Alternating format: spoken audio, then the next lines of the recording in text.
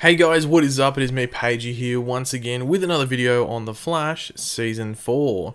So in the next few days, we will have the 4th episode of The Flash Season 4 hitting our eye sockets in the form of the episode entitled Elongated Journey into Night. Which, as you sort of do get from the title, will be the introductory episode for a new character for this season, that being Ralph Dibny, aka the Elongated Man. That episode will also be the introductory episode for another new character in the form of Gypsy's father from Earth 19, a fellow bounty hunter known as Breacher. So yeah, that episode looks like and should be a lot of fun to watch. But in this video, we will be going over some stuff from episode 5 of this season of The Flash, which is entitled Girls Night Out. And just like episode 4 includes the introduction of a new character that was actually referenced back in episode 1 of this season. And this episode also serves as like a mini crossover of sorts with Arrow. But before we jump into the stuff that was released, over the past day or so, we will quickly jump over the synopsis, which was released, last week or something like that. But before that, be sure to let me know in the comments section down below what you're thinking of all these different things we go over. Are you excited for this episode?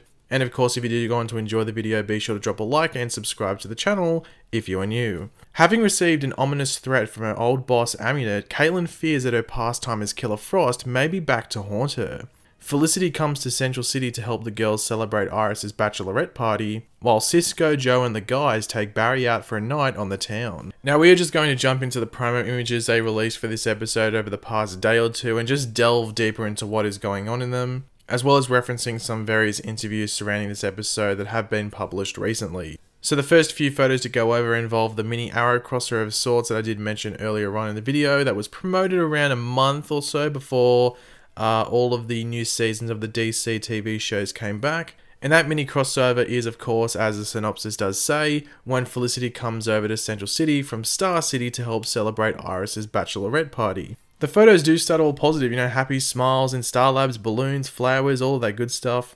And then they tread into a bit more of a darker situation, as you can see here, with Felicity and Cecile in a not so friendly looking club or something like that. So it definitely looks like Iris's bachelorette party goes from relaxation to possibly reconnaissance. Danielle Panabaker, who plays Caitlin Snow, aka Killer Frost, did say this regarding this episode and Killer Frost's interactions with Iris's bachelorette party and those, celebrations. When Killer Frost shows up, Iris has a lot of compassion for Killer Frost and a lot of compassion for Caitlin, and is pivotal in helping Caitlin reconcile herself with her past and some of the mistakes that Killer Frost has made.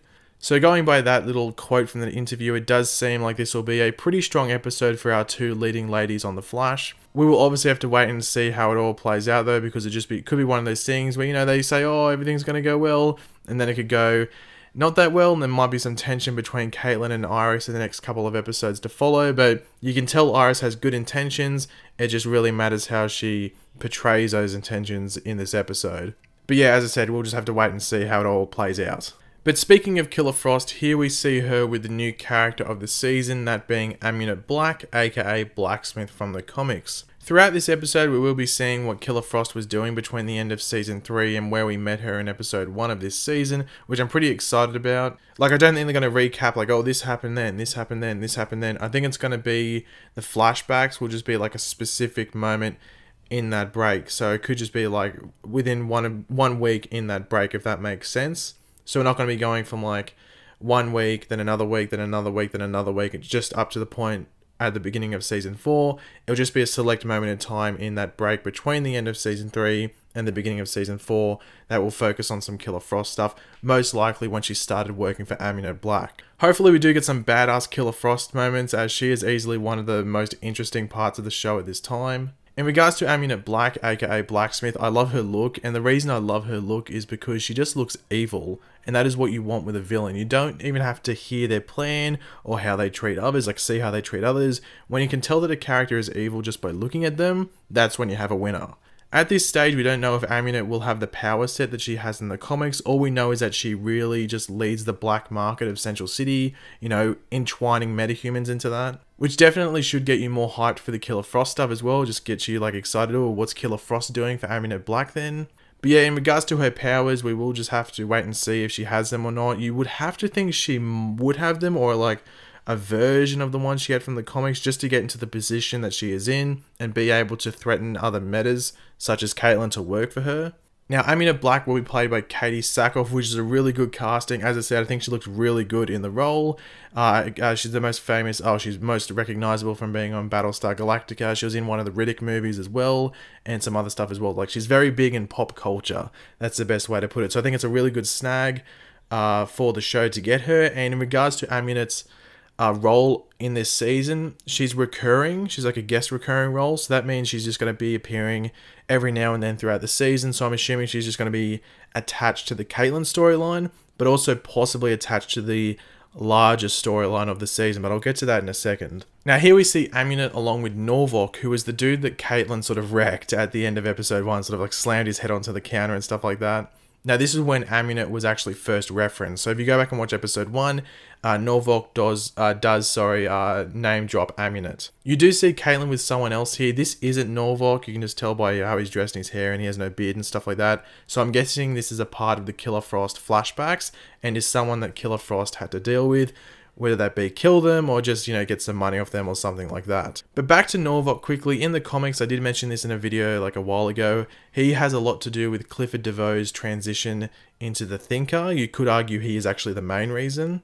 So it will be interesting to see whether they have Amina Black's business as a part of the Thinker's scheme. It would be a nice nod to the comics if they did that, just because Norvok's involved with Aminet. So yeah, it would just be a nice nod.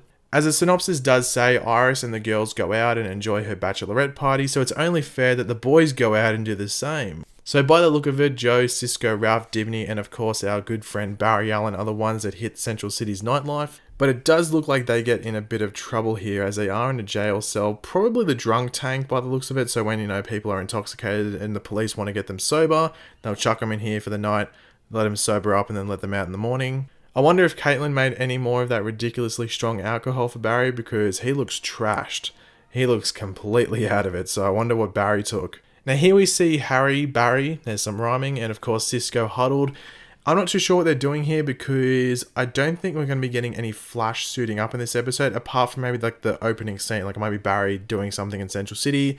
But for the rest of the episode, I don't think we're going to see Barry in the Flash suit, just from what we're seeing and how it looks like the episode's going to play out. So what they could be doing here is possibly putting more research into the bus metas. Behind them, it does sort of look like a graph or something, so they might be focusing on the bus metas. Maybe something at the end of episode 4 continues on to the beginning of this episode, and that's what Harry, Barry, and Cisco are focusing on. But in regards to someone suiting up in this episode, it does look like they're going to focus more on Killer Frost. And this episode does look like it's just going to be a very Killer Frost orientated episode, with the other characters just sort of having fun and having little minor storylines on the side. Now this is actually a pretty interesting photo here when we have Joe with Barry. You see like the back of his head, but I'm pretty sure it's Barry. I'd be surprised if it's anyone else. And you can actually see the symbols that Barry was drawing in episode 1 in the background. So it looks like they're in that cell thing that's in the pipeline. So I don't know what's going on here. I don't know if Barry's just come here to have a think and, Joe's come to sit down with him and just talk about it or something like that. Or maybe Barry has had another episode, because we saw Barry was like writing all that stuff at the end of in episode 1, and then he just sort of snapped out of it. And I think we all are like thinking in the back of our heads that something like that might happen again, so that like Barry might start tripping out again, or just have like a moment where he needs to write stuff down. So this could be a moment of that, or maybe Barry goes back to look at what he wrote and see if he can decipher what he wrote himself. And that could be something that's like a little storyline in this episode that continues on further into the season. As I said, we haven't seen episode 4 before going over this stuff, so something in episode 4 could be relating to this like writing that we're seeing Barry write from episode 1, and obviously in the background in this photo for episode 5. And then the last photo to go over is actually involving Ralph Dibny, aka the elongated man, and on his arms, or his biceps if you want to call that, you can see he has like some sort of tech. Like, I don't know what it is. I don't know if it's something that's meant to read what his arms are doing or something like that. But what I think this could actually be is something that controls his arm stretching. I think he might be struggling with controlling his powers at this point in the season, which would be a good story arc, because it would limit the amount he could use his powers, which would save money on CGI. But then when it comes to the end of the season, it explains why he wasn't stretching his arms so much, because he couldn't really control them. So maybe this tech on his arm allows his arm just to stay normal, but if he removes it, then he can stretch his arm and stuff like that. So I think this might be what it is, but I'm assuming we're going to find out in episode 4, because that's when he gets introduced, and they might just, tease what's going to happen with him in regards to his powers, because his CGI is extremely expensive. Like, that's the most like advanced thing I think we've seen because it's actually attached to a real life person. It's like not like a CGI character like Grodd or, you know, King Shark or something like that. This is a real life person whose arm is going to stretch. That's really hard CGI to do, especially on a TV show.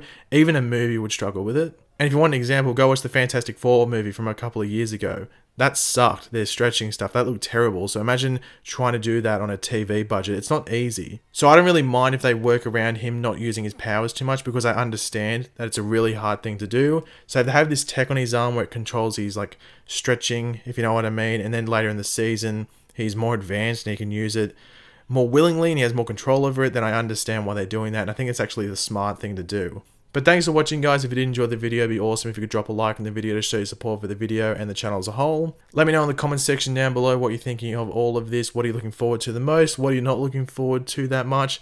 And yeah, just leave all of them in the comments section down below. And of course, if you are new to the channel, make sure to subscribe. I'll catch you later, guys. Goodbye.